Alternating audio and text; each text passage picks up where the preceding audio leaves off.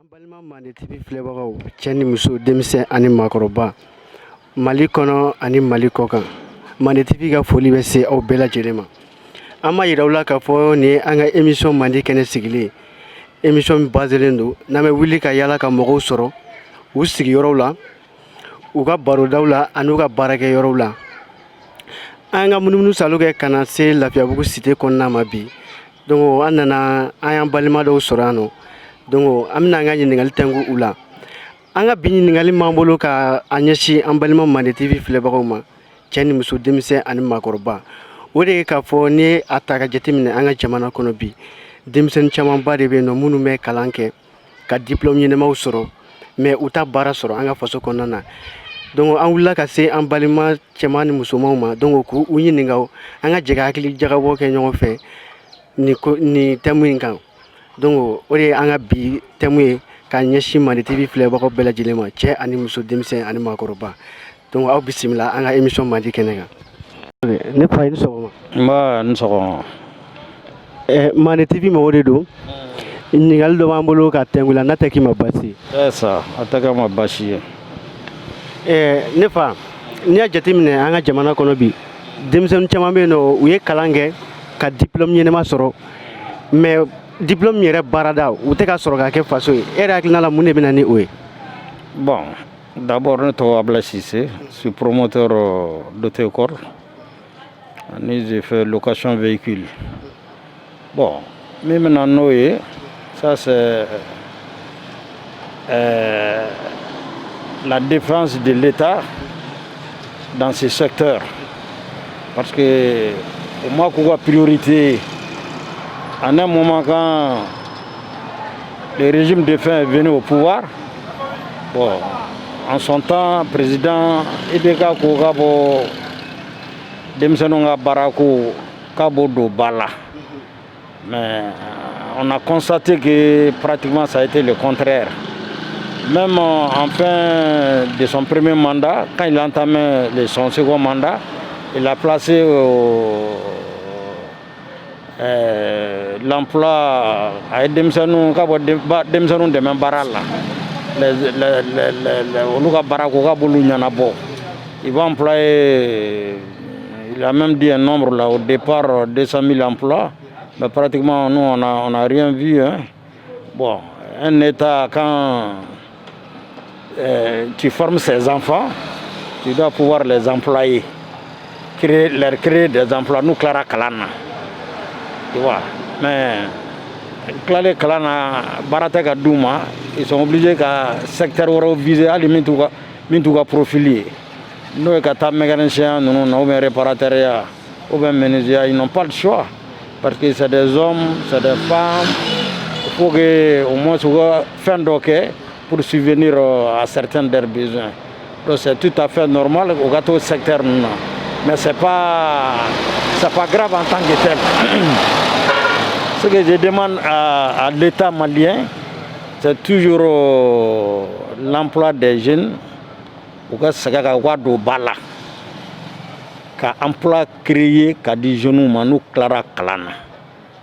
Nous avons dit donc, nous faisons créer encore. Donc, au fur et à mesure que l'État va créer, qu'a dit donc, nous faisons emploi créé, qu'a dit donc, ça absorbe plus ou moins le chômage. Voilà. Donc, en résumé, l'État a défendu la donner quoi. Autant qu'il occupé de l'emploi là, ça il faut le dire. Au de tout le monde a fait voilà. Merci beaucoup. Mais ere bolo san ladilikan cikan jumɛn de bɛ e yɛrɛ bolo k'a fɔ an ka ɲɛmɔgɔ ye ka an ka denmisɛnninw sɛgɛrɛ? Bon, u ka denmisɛnninw pratiquement u ka denmisɛnninw ka baarako ɲɛnabɔ u ka baara d'u ma ni ko ka baara d'u ma u ka emploi créé u ye parce que emploi ma créé u ye ni chômeurs cayara ça devient une bombe. Hein? On voit à longueur de journée denmisɛnninw 22 ans, 20 ans, 24 ans, 25 ans u bɛ taa siyɛnlu u bɛ minɛ siyɛnlu la u bɛ moto ta u bɛ taa mɔgɔw ka Dakar en plein marché de Bamako u bɛ taa brigandage. C'est des enfants, ils n'ont pas d'emploi. Tu vois, c'est des chômeurs. La plupart c'est des chômeurs. Tu vois. Donc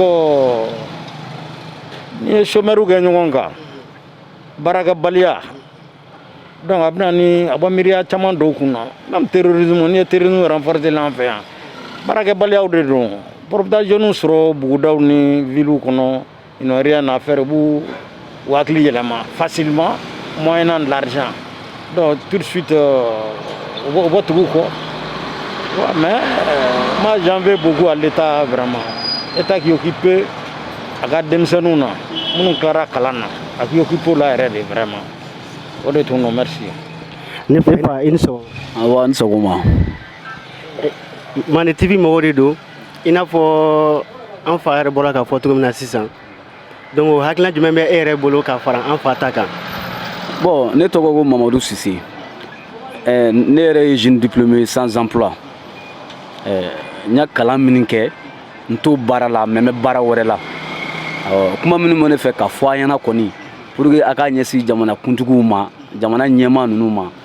o ye u k'u hakili to denmisɛnninw ka baarako la kosɛbɛ. Awɔ, anw ma ɲɛnama kalan dɛ, anw tɛ fɛn fana dɔn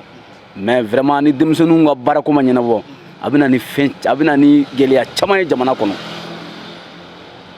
Minnu bɛ ne fɛ ka fɔ ko pour le moment o ye nin ye quoi. Awɔ, vraiment u k'u hakili to denmisɛnninw na sinon an bɛ yɔrɔ min na k'a fɔ k'a ka nɔgɔ a ma nɔgɔn dɛ. Awɔ. Balimakɛ i ni sɔgɔma. Ba ni sɔgɔma. Balimakɛ e tɔgɔ ni jamu. Ne tɔgɔ ni jamu Lasinɛ Kamara. Lasinɛ Kamara. Lasinɛ Kamara e ka baara ɲɛsinnen don mun ma nin wagati la ou bien e bɛ baara jumɛn na nin wagati in de la. Bon nin wagati in na an bɛ commerce ni tailleur de kɛ. Commerce ni tailleur. Lasinɛ Kamara Mande TV mɔgɔ de don an bɛ micro de territoire de la n'an ko micro de territoire an bɛ wuli ka yala ka mɔgɔ sɔrɔ u ka baarayɔrɔw la u ka sigidaw la an'u ka barodaw la thème b'an bolo bi ɲininkali dɔ b'an bolo k'a tɛnku la ne tɛ k'i ma baasi ye fɔlɔ sani n ka question poser. Bon a tɛ kɛ ma baasi ye i ka question poser. Lasinɛ Kamara n'a jateminɛ jamana kɔnɔ bi denmisɛnnin camanba de bɛ minnu ye kalan kɛ ka diplôme ɲɛnamaw sɔrɔ diplôme u tɛ ka baara sɔrɔ jamana kɔnɔna na Lasinɛ Kamara e yɛrɛ hakilina la mun de bɛ na ni o ye. Bon n'i ko ne hakilina na ko mun bɛ na n'o ye ne bɛ se k'o da ɲɛmɔgɔw de kun parce que aw bɛ se ka denw don kalan na mansaw b'u denw don kalan na u donn'o kalan na k'u tɔnɔ ka kan ka bɔ donc o kalannen ka ban k'u ma se k'u ka baara valeur sɔrɔ ne b'o da ɲɛmɔgɔ juguw kun parce que kalan tiɲɛna depuis au début denmisɛnw bɛ kalan kɛ wagati min na kalan tiɲɛna depuis o wagati mais n'i ko ka a ɲɛnɛma yɛrɛ labɔ i b'a sɔrɔ kalan tiɲɛyɔrɔ bɛ denmansa ani école-maître ani ɲɛmɔgɔ donc kalan tiɲɛna ka sababu den olu mɔgɔ saba de kun denmansa mun bɛ yen n'ale bɛ den don école la ni école-maître ye den ci k'a ye finilankolon don d'accord o mana se yen nɔ denmansa musoman bɛ wuli ka taa fɔ école-maître ɲɛna k'a fɔ k'i kana n den ci i kana don ta i kana bɔ tan donc ni dun y'o kɛ o y'i kɛlen ka kalan yɛrɛ bafoué école-maître bolo bon ni école-maître muso dun mana gɛrɛ cɛ la ka se ni fini dɔ ye fini mun bɛ yen n'a bɛ lajarabi se a ma donc o bɛ kɛ sababu ye ka kalan tiɲɛ bon école-den bɛɛ kan ka tenue de don fini mun tɛ cɛ yɛrɛ la excité k'a bila école-den na o kan ka appliquer aw ka école-sow la donc o kɔfɛ denmansa minnu bɛ yen ni den école-maître y'u koron k'u ka u sagonako kɛ n'u ye tiɲɛli kɛ n'u sera mansaw ma mansaw k'a faamu k'a fɔ ko mara de bɛ segin so o bɛ segin so cogo jumɛn ni den lamarali n'o sira ɲinini ye o sira ɲini o bɛ sɔrɔ mun fɛ ni école-maître ye den ci mansa ka jɛn n'a den cili o la kalan bɛ yiriwa kalan ka yiriwa kɔfɛ hali n'an ye kalan dɔw ye kalan kɛ u sigilen bɛ to so u tɛ baara sɔrɔ ni ɲɛmɔgɔw m'a fɔ karisa a ye wari di yan nɔ nk'aw denw ta baara la jamana min kɔnɔ ni i b'a fɔ ko karisa ka wari di ko k'i den ta baara la o ye jamana ye bon ne yɛrɛ bɛ ka ye ko minnu ye nin jamana ko in na jamana ɲɛmɔgɔw jɔlen t'u jɔyɔrɔ jamanatigiw yɛrɛ jɔlen t'u jɔ jamanatigiw ye jɔn ye école-den parents olu jɔlen t'u u jɔyɔrɔ la donc école-den yɛrɛ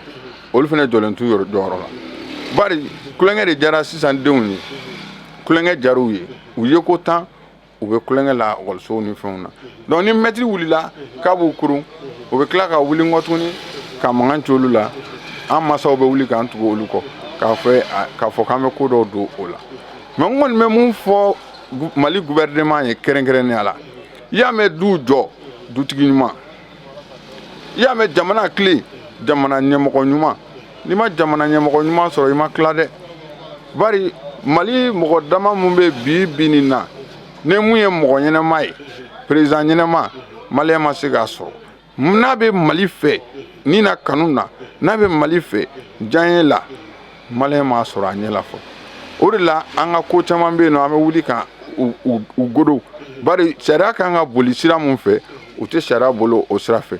ji kan ka tɛmɛ sira mun fɛ u tɛ ji tɛmɛ o sira fɛ ni ji ma tɛmɛ a boli yɔrɔ fɛ dɔrɔn directement i b'a ye gɛlɛya dɔw bɛ na don an ka ɲɛnɛmaya yɛrɛ la n'a bɛna ɲɛnɛmaya la gosi kɛ ekɔliden bɛ kalan kɛ k'a ban a tɛ ɲɛ sɔrɔ a ka kalan yɛrɛ la a t'a dɔn a bɛ taa sanfɛ a bɛ dugu ma f'u bɛ kɛ bandits armés u bɛ drogues ni fɛnw ta ani manamanakow donc normalement ekɔliden kan ka sécurité de policiers fɛ hali ekɔliso kɔnɔla minnu bɛ an ka quartier kɔnɔlaw la yan bi in na ka sécurité dɔw bila u ka taa ekɔlidenw garder parce que o ye lakana dɔ de ye dugu kɔnɔ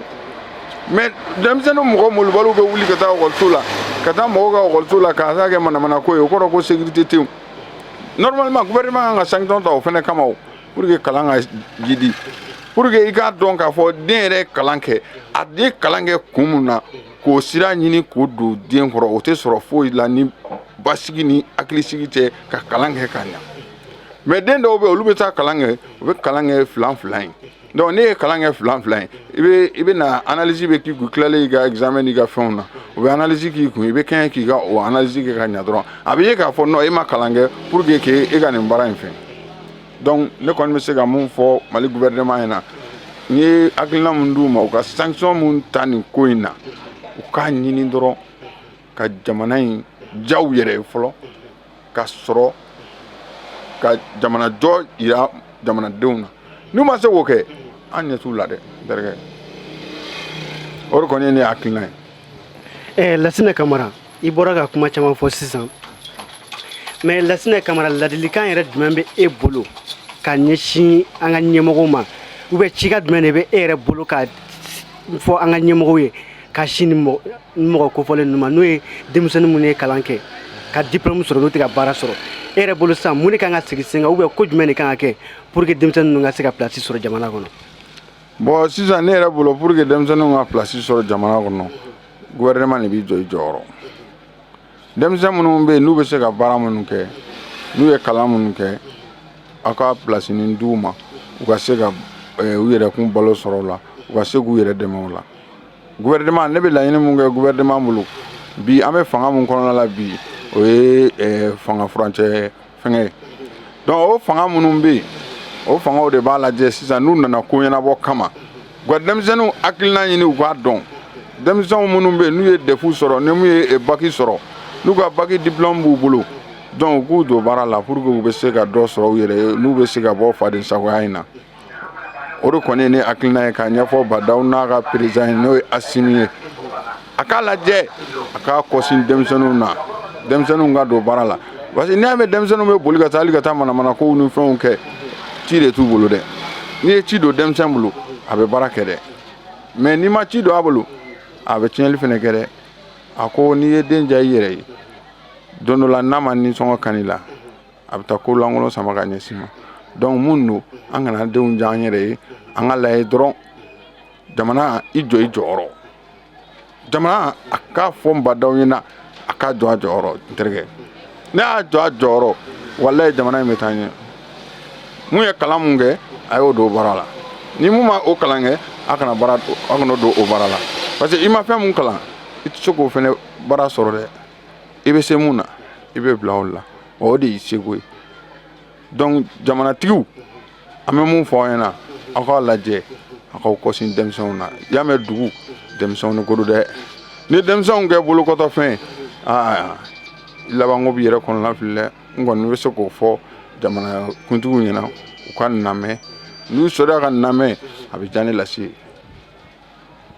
Ok Lasinɛ Kamara Mande TV mɔgɔw b'i fo i ka ɲininkali jaabi la i ni ce i ni baraji ne fa i ni tile. Wa a ni tile. ne fa Mane TV 96 mɔgɔw de don donc an bɛ micro de trottoir de la ni n'an ko micro de trottoir an bɛ wuli ka yala ka mɔgɔw sɔrɔ u ka baaradaw la u ka baroyɔrɔw la ani u ka sigidaw la ne fa san'an ka bi ɲininkali tɛ wuli an b'i ɲininka i tɔgɔ ni jamu na fɔlɔ. Bon, ne tɔgɔ Mohamed Lamine Dukara n ka baara bɛnnen don couture ma jeune couturier ye n ye en même temps n bɛ art fana kɔnɔna la quoi. donc n'a y'a faamu sisan Mohamed Lamine de bɛ taariya de kɛ ani art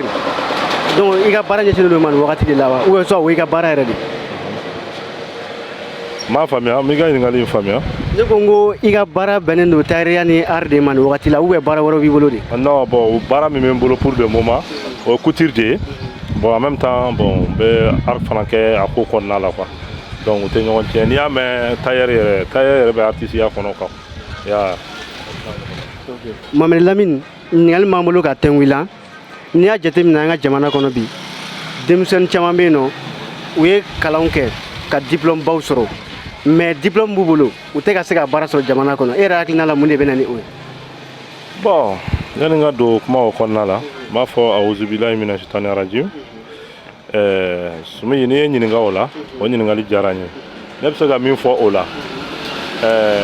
a ye n dɛmɛ n ka wara la o b'a sɔrɔ a kun yanfan b'i yɛrɛ bolo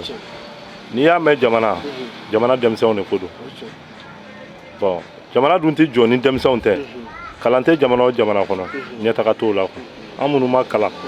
a nimisa b'an na bi parce que bɛɛ tɛ se ka jɛ ka kalan i y'a mɛn dɛ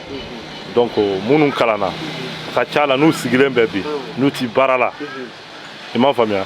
donc olu man ɲi jamana kɔnɔna la quoi mɔgɔ n'i ye kalan kɛ ni kalan min niveau b'i la n'i y'o baarada sɔrɔ a ka ca la donc o bɛ dɛmɛ se jamana yɛrɛ ma quoi bon o dun bɛ kɛ cogo di o tɛ k'an ka ɲɛmɔgɔw fana kɔ quoi parce que n y'a ye k'a fɔ jamana kɔnɔ bi mɔgɔ caman bɛ yen bi an ka jamana baaradaw la bi poste caman na i b'a sɔrɔ u bɛ poste dɔw la o kalan t'u la a dɔnni t'u la bon donc a kana kɛ ni c'est à dire ɲɛmɔgɔ ko ye ani yɛrɛmɔgɔ kow ye k'a fɔ ko kalan min t'i la niveau min t'i la bon fanga bɛ ne somɔgɔ la ne bɛ n den ta n b'a bila o place la ka sɔrɔ a tɛ se k'o ɔrɔli kɛ quoi o de gɛlɛya bɛ jamana kan an bɛ yɔrɔ min na i ko bi sinon caman ye kalan kɛ u sigilen bɛ bi baara ka d'u ye mais a baara de t'u bolo jeunes sigilen bɛ temiw ni fɛnw na carré kɔnɔna la mɔgɔw b'u sigilen a kana k'u ɲɛna k'a fɔ baara ntanya don baara ntanya tɛ dɛ dɔwɛrɛ tɛ ni baara i ye kalan min kɛ n'a baara t'i bolo c'est pas facile a ma nɔgɔn o gɛlɛya b'an ka jamana kɔnɔ an bɛ yɔrɔ min na i ko bi. ok Mohamed Lamine ladilikan cikalama jumɛn de bɛ e bolo k'a fɔ an ka ɲɛmɔgɔw ye ka ɲɛsin an ka denmisɛnnin kalannen ninnu ma baara tɛ minnu bolo. voilà bon ladilikan min bɛ ne bolo k'a fɔ ɲɛmɔgɔw ye k'a lajɛ k'u kɔfilɛ an ka kalanko la parce que Mali yɛrɛ bɛ yɔrɔ min na i ko bi n'i y'a mɛn Mali an bɛɛ de ko don an bɛɛ de ye jamana kɔnɔden Mali in ka tagaɲɛ de ka d'an ye gɛlɛya caman b'anw ka jamana kɔnɔ bi k'a sababuya kɛ fɛn caman ye i y'a mɛn o sababuya kɛ ɲɛmɔgɔ ko ye ɲɛmɔgɔ minnu sigira an kunna bon hakilina kow don ala ma se k'olu kɛ sababa ye donc an bɛ dugawu de kɛ ala ka se ka ɲɛmɔgɔ ɲuman d'an ma minnu bɛ se ka na an ka jamana basigi an ye an bɛ yɔrɔ min na sisan an bɛ foli kɛ n bandaw yɛrɛ ye a yɛrɛ fana bɛ cɛsiri la a n'a ka jama donc a n'a minnu b'a kɔ parce que n'i y'a mɛn ɲɛmɔgɔ bɛ dilanni kɛ a kɔmɔgɔw de fana b'a kɔ ka jɛ an ka don da kelen fɛ ka bɔ da kelen fana fɛ quoi i y'a mɛn jamana kɔnɔdenw de don an bɛ foli kɛ bandaw yɛrɛ ye o la a n'a ka cɛsiri donc u ka fɛɛrɛ kɛ ka labɛn kɛ fɛn min ka gɛlɛn fɛn bɛɛ lajɛlen n'i y'a ye jamana tɔw y'an dan bi u y'an dan ni fɛn caman ye kalan ye fɛn belebeleba de ye dɛ kalan tɛ kulonkɛ fɛn ye dɛ i y'a mɛn parce que se bɛ minnu ye bi olu b'u k'u denw bɔ yan ka taa jamana wɛrɛw fɛ ka taa kalanw kɛ i m'a faamuya an ka ɲɛmɔgɔw tɛmɛna yɛrɛ minnu y'o fɔ an ye k'an minnu ye fantandenw ye fantandenw fana k'a essayer ka u cɛsiri u yɛrɛ ye quoi se t'e fa ye se t'i ba ye i fa n'i ba ye maɲumako kɛ k'i ta k'i don kalan kelen min na i y'o kalan i donn'o la k'a essayer k'i cɛsiri o fɛ pour que i ka se ka i faw n'i baw nafa ka jamana yɛrɛ nafa donc kalan tɛ kulonkɛ fɛn ye quoi n'i y'a ye jamana tɔw y'an dan bi u y'an dan ni kalan de i y'a mɛn donc olu n'a ɲɔgɔnnaw quoi. Mohamed Lamine Mane TV mɔgɔ b'i fo i ka ɲininkali jaabi la i ni ce i ni baraji. Vraiment a diyara n ye o de ko ye ne ka hakilina ye. ne fa i ni sɔgɔma. An b'a ni sɔgɔma. ne fa e tɔgɔ ni jamu. ne tɔgɔ ko Mohamed Habib Kone. Mohamed Habib Kone. Mohamed Habib Kone Mane TV 96 mɔgɔ de don an bɛ micro de territoire de la n'o ye ka wuli ka mɔgɔw sɔrɔ u ka barodaw la u ka sigidaw la ani u ka baaradaw la donc ɲininkali dɔ b'an bolo ka tɛŋu la n'a tɛ k'i ma baasi n'ala sɔnna ma a tɛ kɛ baasi ye ne fa n'i y'a jateminɛ an ka jamana kɔnɔ bi denmisɛnnin caman de bɛ yen ani sini caman minnu ye école kɛ ka diplôme ɲɛnamaw sɔrɔ mais baara t'u bolo jamana kɔnɔna na e yɛrɛ hakilina la mun de bɛ na ni o ye bon pour commencer ne yɛrɛ ye diplômé sans emploi ye fɔlɔ ne hakili la o problème kɔnɔna ka dun quoi a ka dun c'est assez profond parce que a bɛ niveau caman de la premièrement i bɛ ka formation ko kuma min fɔ k'a fɔ ko an kalanna ko diplôme m'an bolo k'an tɛ ka baara kɛ c'est à dire ne b'a fɔ k'a fɔ ko diplôme dɔrɔn de b'an bolo quoi en réalité an ma kalan quoi parce que kalan tɛ k'a fɔ ko n taara n sigi classe kɔnɔ n ye examen passé n ye papier dɔ sɔrɔ c'est pour ça que CV ko kuma in ka ca quoi parce que compétence dɔw de bɛ adamaden na quand c'est pas développé c'est pas simplement k'a fɔ ko diplôme na ne ye nin diplôme in sɔrɔ k'a fɔ j'ai énuméré ça 80% du temps n'i y'a ye anw ka jamana kan yan nɔ jeunes tɛ baara sɔrɔ ka caya parce que confiance tɛ employeur la ka da jeunes kan diplôme bɛ mɔgɔw bolo mais i b'u ta o baara in na ils ne peuvent pas faire le travail ça c'est un premier point le deuxième point est que il faut reconnaître k'a fɔ ko baara yɛrɛ de tɛ yen Mali la on dit très souvent k'a fɔ ko malien jeunes tɛ baara fɛ k'u tɛ baara fɛ ko de b'a to k'u tɛ ka baara sɔrɔ mais ça c'est faux archi faux pourquoi parce que ne serait-ce que i ka se k'i ka cigarette sɔngɔ sɔrɔ k'i ka thé sɔngɔ sɔrɔ i yɛrɛ ye ka sɔrɔ i ma mɔgɔ deli ne serait-ce que pour i ka se k'i ka denbaya ta en charge ka sɔrɔ i ma siri mɔgɔ wɛrɛ la i ka se k'i kungo ɲɛnabɔ par exemple la santé au Mali ici a tɛ se ka gérer bi ni wari t'i kun c'est à dire Mali bɛ niveau min na bi n'i ka mɔgɔ banana ni fɛn t'i kun a bɛ sa de donc rien que pour ces raisons là a kana kɛ mɔgɔ wɛrɛ kama i yɛrɛ kama les jeunes maliens veulent travailler mais comment travailler alors que baarakɛ mina ɲɛnama t'an bolo c'est à dire la formation d'abord mais deuxièmement ailleurs environnement de travail et opportunité de travail c'est à dire 80% du temps i bɛ taga sɔrɔ yan nɔ il y a des économistes il y a des juristes il y a le corps médical o dɔrɔn de b'anw fɛ yan littéraires an t'a dɔn k'olu yɛrɛ bɛ exister ceux qui ont fait les maths ani physique chimie d'ailleurs on a tendance à les oublier quand tu regardes la fonction publique i bɛ mɔgɔ minnu privilégié c'est plutôt des techniciens ani docteurs et pourtant Mali kalan moyenne c'est-à-dire le milieu moyen des étudiants le niveau moyen des étudiants c'est licence et master licence tɛ spécialisation ye par conséquent a kɔrɔ de k'a fɔ ko i bɛ ko kalama mais i tɛ fɛn dɔn quoi master de spécialisation mais master minnu fana bɛ kɛ est-ce que ça correspond aux besoins du pays d'ailleurs Mali mago bɛ fɛn minnu na bi est-ce que an bɛ master minnu kɛ o mago de b'o la par exemple si tu prends 30% d'étudiants qui ont fait qui sont juristes les juristes qui veulent devenir avocats aujourd'hui et bien que avocat est cogo di dans un pays où tous les problèmes juridiques se résument aux problèmes de litige financier et foncier on va dire c'est-à-dire dugukolo ko kɛlɛ dɔ bina dɔ ka dɔ ye dɔ ka fɛn suɲɛ a banna c'est-à-dire les avocats doivent évoluer dans un environnement où il y a de grosses entreprises o de b'a to avocat yɛrɛ fana bɛ développer o de b'a to u fana bɛ kɛ fɛn o de b'a to u bɛ nafa sɔrɔ u ka baara la c'est-à-dire quand une mine a un problème avec une autre entreprise ça c'est sûr que c'est une affaire qui va rapporter gros mais ne voisin dɔ ye ne den dɔ bugɔ an taara tribunal la u ko ko ka amende dɔ sara diyagoya non seulement c'est ce qui amène la corruption mais ce qui fait que au baara ninnu n'apporte rien de concret à la personne même économiste tout le même cas l'économie générale en réalité ça ne veut rien dire il sait calculer ou quelque chose là mais en réalité qu'est-ce que toi tu vas changer quand on demande aux gens de réfléchir sur le système économique malien et de mettre en place une solution pour remédier au problème, on ne voit personne. Maintenant, nous qui faisons les nouvelles sciences, là, on est marketing, gestion, il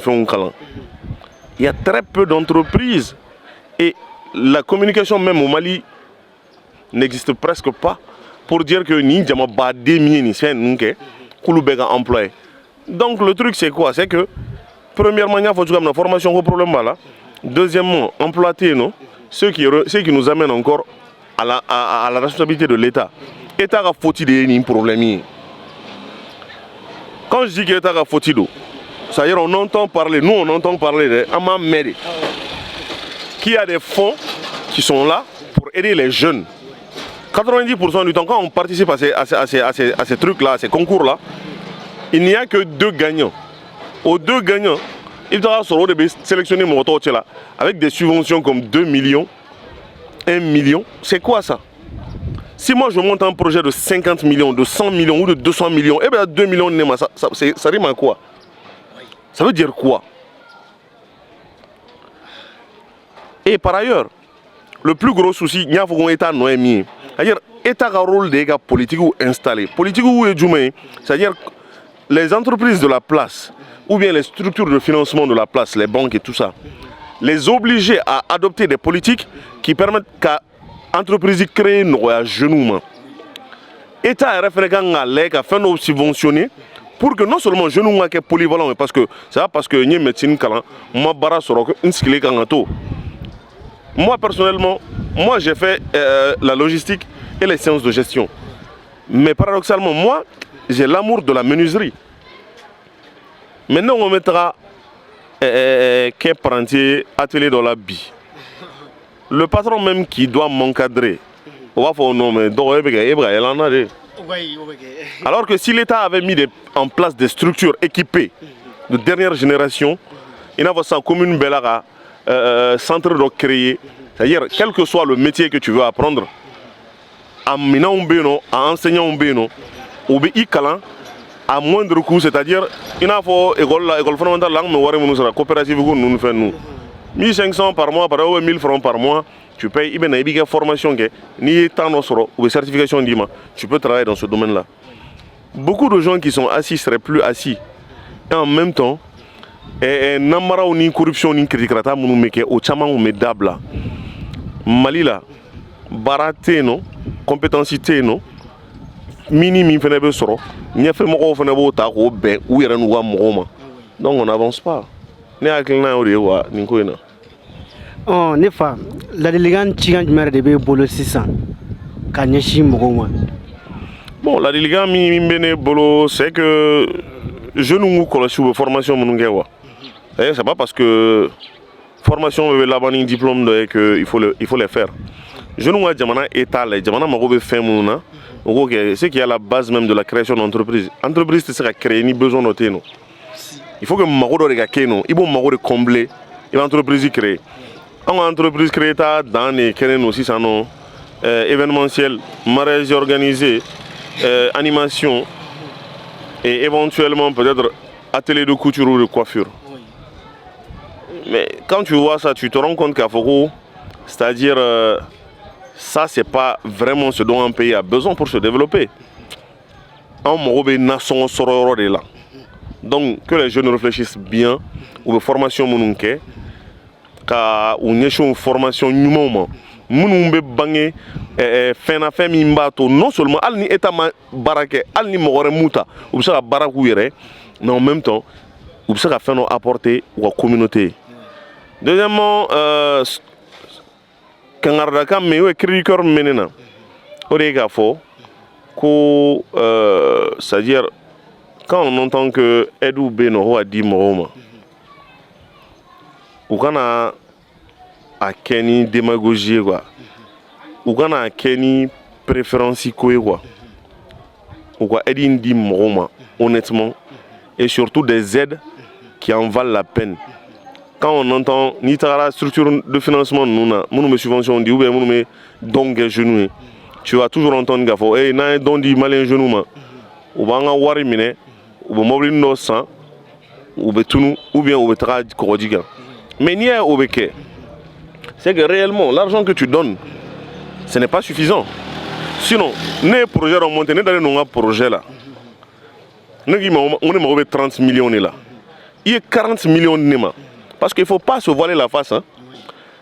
Projet de 30 millions. Mais nous avons même. Nous avons évolution avec Bomi. Donc il faudra que nous ayons une tombolo. Ka geleya ni sɛgɛn ni kɔngɔ kun fo projet in ka bange hɛrɛ la ka sɔrɔ ka o commencer ka senna tagama dabila sɔrɔ ka commencer ka sili dabila so tɔlu woma kɔnɔ ka sɔrɔ ka commencer ka fini ɲuman don mais ça n'a pas de sens. Il faut être rationnel. Des gens qui ont faim n'i bɛ fɛ k'u bila baara la i bɛ dumuni de d'u ma fɔlɔ. C'est vrai que ni cogoya tɛ yen nɔ a bɛ fɔ ko kɔngɔbagatɔ ɲɛna ko pour que i ka sini dumuni sɔrɔ i bɛ bi gɛlɛya kun c'est vrai mais il faut pas qu'on fasse un système. Il faut pas que dans nous gagnons wartigi denw dɔrɔn de ma mais au final c'est ça parce que et 2 millions de pour un projet de 10 millions ni 8 millions de ne bolo kɛrɛfɛ k'a tɔ gérer a bɛ gérer cogo di a tɛ marcher donc état ka jɔ a jɔyɔrɔ la a ka lajɛ a ka nin fɛn ninnu réguler ka ɲɛ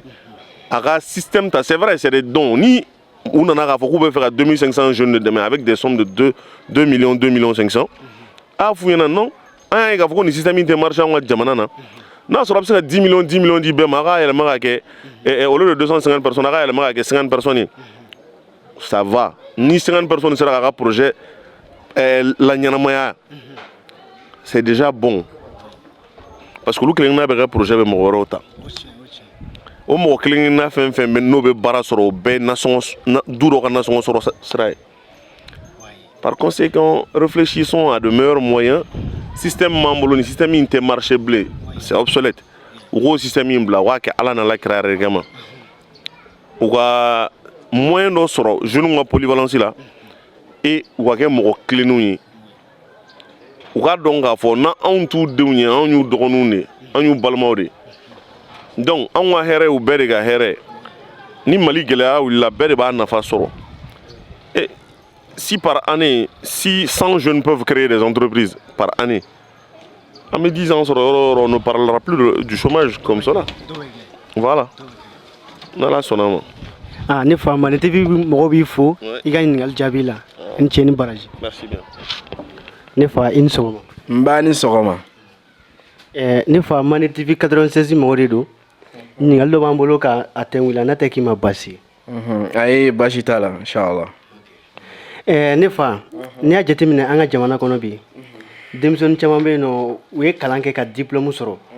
mais u ma diplôme u ma a baara sɔrɔ faso kɔnɔna na donc e yɛrɛ hakilina la mun de bɛ na ni o ye. Alhamdulillah. Ni ye jamana ta k'a lajɛ n'i y'a ye jeune diplôme bɛ jeune caman bolo u ma baara sɔrɔ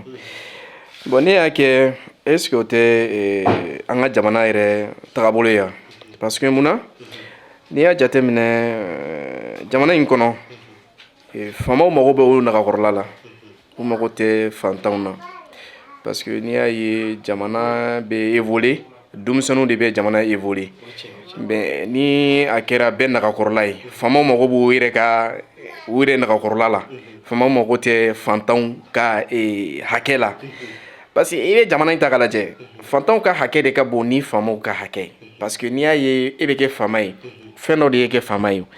mais n bɛ kuma fana denmisɛnninw fana ka avis kan i bɛ an ka denmisɛnnin caman ye bi u bɛ taa kalanyɔrɔ la i b'a sɔrɔ drogue minw cayara fɛnlankolon minw e bɛ accident ta k'i bɛ taa kalan kɛ mais i bɛ taa mun de kɛ i tɛ taa fɛn kɛ o i bɛ taa tiɲɛni de la n'a fɔra k'i ka kalan kɛ kalan ye jumɛn ye e de b'a essayer parce que e ka avenir de don n'i y'a ye a bɛ fɔ ko kalan an ye kalan kɛ o kalan ye avenir de i b'a k'i yɛrɛ de ye i t'a kɛ mɔgɔ ye o n'i ye i ka kalan kɛ ka ɲɛ donc e de b'a nafa sɔrɔ a nafa bɛ se mɔgɔ fɔlɔ ma o ye e de ye o mais a bɛ mɔgɔ caman ye bi denmisɛnnin caman ye bi diplôme b'u bolo mais i bɛ t'u sigi ka t'u lajɔ tuguni i b'a sɔrɔ niveau t'u la mais o de bɛ na ni problème caman an ka jamana kɔnɔna na bon ani an ka diinɛ parce que i b'a dɔn diinɛ ye fɛn dɔ ye an kɛ jamana ye an kɛ diinɛ sankɔrɔta parce que an ka jamana in kɔnɔ fɛn caman bɛ an ka société kɔnɔna na bi normalement an danbe la o tɛ yen fɔlɔ ni an ka mɔgɔkɔrɔbaw dɔw lawuli bi ka f'u ɲɛna ko nin de tun bɛ kɛ bi wallahi u b'a fɔ ko an y'an lada ɲɛnamaya ma bɔ parce que diɲɛ n'an ma segin an danbe kɔrɔ ma ani mara fɔlɔ mara ni san mara tɛ kelen an ka essayer ka du ka mara a kɛ segin cɛw ma parce que i b'a dɔn mara ye fɛn dɔ de ye ni mara tora an ka mara tora jɔn bolo bi an balakaw bon ni mara tora an balakaw bolo jumɛn de bɛ na tiɲɛni de bɛ na o fo faw de kɛ segin denfaw de kɛ segin ka mara kɛ so kɔnɔ ka mara kɛ ni jumɛn ye n m'a fɔ tubabuya sariya n m'a fɔ tubabuw ka sariya dɛ an ka mara kɛ an yɛrɛ danbe ye ani silamɛya parce que an ka jamana ye silamɛ jamana de ye an ka jamana de ye lansara jamana ye même si an na sɔn nansaraw de y'a mara mais an ka jamana ye an ka jamana farafin an ka jamana ye a fɔ an danbe kɔrɔw de ka na Sunjata Keyita ninnu tɛmɛna o Babemba ninnu tɛmɛna o cɛba ninnu tɛmɛna o mais olu ka mara taara min olu bɛ mara mun kɛ ka tɛmɛ o taara min mais an ka bi jamana an ka mara t'an fɛ yen tuguni o yɛrɛ sagokɛ de bɛ jamana in kɔnɔ bi mun ka di i b'o kɛ mun ka di i b'o kɛ mun ka di i b'o fɔ mais n'an ma taa an danbe sira kan an ka kokɔrɔw sira kan wallahi an fɛ k'an bɛ ɲumanya min sɔrɔ segin kɔ la an t'o sɔrɔ f'an kɛ segin kɔrɔlen de kan n'an seginna kɔrɔlen kan fɛn fɛn b'an ka diinɛ kɔnɔ bi o tun bɛ kɔrɔlen kɔnɔ ka tɛmɛ fɔlɔ la an ka fɔlɔ mɔgɔkɔrɔba i b'a jateminɛ denmisɛnnin lankolon kɛ tɛmɛ kare kɔnɔ i tun b'o ye ni fa tun y'a ye dɔrɔn a bɛ t'i sigi so kɔnɔ ka tila tuguni ka kasi ko k'ale ta tiɲɛna mais bi denmisɛnninw u ni kulusi tan bɛ yala an ka diinɛ dɔw b'a la dɛ silamɛya y'an ka diinité de et puis an bɛ wuli o de kan fana an kɛ tiɲɛ Mali kɛ baara tiɲɛ kan kɛ baara tiɲɛ kan dɛ i mana jamana baara nkalon kan wallahi i k'a bila i kunna san 10 a tɛ avancer mais n'a baarala tiɲɛ kan alhamdulilayi ɲɛtaga b'o de la bon ne kɔni bɛ mun fɔ aw ɲɛna ne ka kumakan laban ye fɛn min ye an ka diinɛ sankɔrɔta an ka segin an danbe ma an denmisɛnninw an ka mansaw lamɛn mais n'i y'a ye denmisɛnnin fana bɛ mansa lamɛn o y'a sɔrɔ fana mansa fana jɔlen b'a jɔyɔrɔ la du kɔnɔna na foyer kɔnɔ baarakɛyɔrɔ la baarakɛyɔrɔ jumɛn ye ɲɛmɔgɔ bɛ bɛɛ ka baarakɛyɔrɔ la bon bɛɛ k'i ka ɲɛmɔgɔ bonya et puis fana laadiriya o ka tɛmɛ jamana denw ni ɲɔgɔn cɛ laadiriya n'i bɛ yɔrɔ o yɔrɔ la tagama ni laadiriya ye nkalon tɛ se ka foyi ɲɛnabɔ n'i ma fɛn fɛn kɛ tiɲɛ kan wallahi i tɛ se k'o kɛ nkalon kan nkalon mana san 100 kɛ don dɔ la tiɲɛ tile kelen dɔrɔn a b'a bɔ yen bon an kɛ baara kɛ laadiriya kan an kɛ baara kɛ tiɲɛ kan an kɛ baara kɛ an danbe kan an kɛ baara kɛ fɛn caman kan la an ka mara bɛ ɲ'an bolo an ka foyer bɛ ɲ'an bolo an ka fɛn caman bɛ ɲ'an bolo alhamdulillah shukran barakallahu fiikum